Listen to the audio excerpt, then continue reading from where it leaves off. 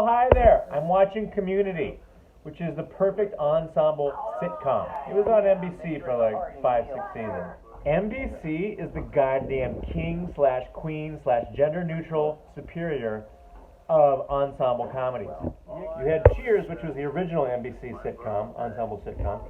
And then you had Seinfeld, well, holy shit. Then you had Friends. You had the Cheers spin-off, Frasier. Wings, which I know you haven't watched for a while, but it was still kind of an amazing sitcom. Lasted 8 seasons. Oh, and guess what? Then you had The Office, which was an amazing ensemble sitcom. You had Mr. Steve Carell, you had Rainn Wilson, John Krasinski, Gemma Fisher. Oh, guess what? Ellie Kemper, star of Unbreakable Kimmy Schmidt. Love you, Ellie Kemper. And then you have Community here, which is like amazing. You've got Joel McHale in it, he should be in every goddamn show that exists. He should be in every movie that exists. I don't care if it's comedy, rom-com, I don't care if it's a drama, action, adventure, documentaries. He should be in documentaries. He's that good. He's like a tall, very fit, blonde, young Christopher Walken. He shows up and I'm just like, thank Jesus you're here for 3 minutes. I know it's only 3 minutes, but I'm fine with that. You're fine with it, we're all fine with it. Allison Brie's in this before she was in Glow. Donald Glover before anybody knew who the hell he was. Danny Pudi, nobody knows who he is, but he's like amazing and wonderful, very underrated. I wish good things for him. Chevy Chase before he went insane and after he went insane. He goes insane a lot. He's trying to get his career back on track. It's not going to happen. Jim Rash, you know him if you saw him. He's a short, bald guy. He's an Academy Award winner. He wrote the screenplay for Descendants.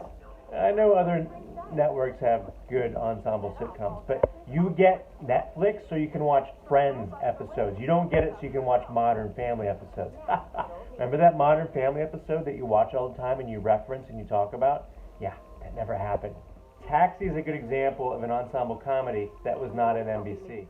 Mr. Danny DeVito, who's a goddamn national treasure. I know I throw that term around a lot, but he's a goddamn national treasure.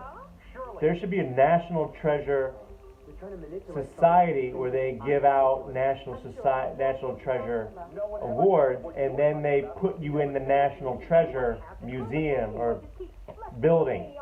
He should be in that. Mr. Judd Hirsch, who's kind of underrated. Tony Danza, who's amazing. Mary Lou Henner. Mr. Goddamn Andy Kaufman. Rest in peace. Jesus. He ain't coming back. We ain't getting another Andy Kaufman. We ain't getting another goddamn Andy Kaufman. We had him, and now he's gone. And Christopher Lloyd, who's amazing and wonderful, he played Doc Brown in the Back to the Future trilogy. Oh, and Jeff Conaway, rest in peace. He played Kaniki in Grease. He was married to Olivia Newton's sister.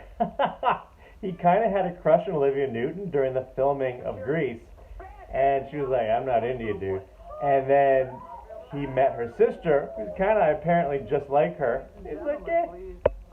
And then he married her. That's what happens. We make our choices.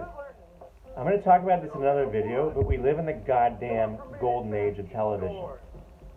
I've lived through many ages of television. I lived through the 70s, 80s, 90s, early 2000s. Let me just tell you about the 70s and 80s and the 90s. It was a big swimming pool filled with crap, with beautiful spots here and there, like plates with like the best donut in the world in a big swimming pool of crap. That was television in the 70s and 80s and 90s. And you were grateful for it. You're like, thank you for this swimming pool filled with crap, with little dishes floating in it with the most perfect donut ever. That was the status of television in the 70s, 80s, and 90s. There were exceptions. There were like floating dishes with the most perfect donut ever created on them. Star Trek, the original Star Trek.